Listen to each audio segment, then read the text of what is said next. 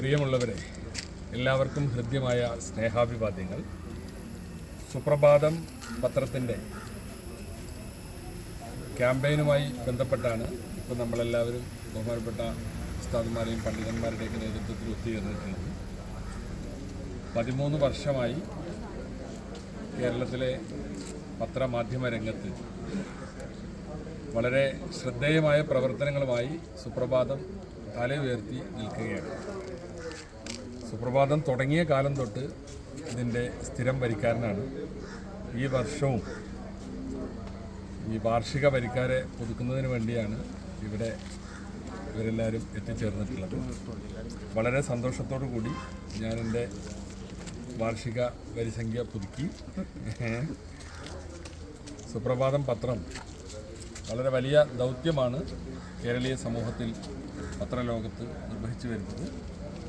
എല്ലാവിധ ആശംസകളും ഈ സന്ദർഭത്തിൽ ഞാൻ നേരുകയാണ്.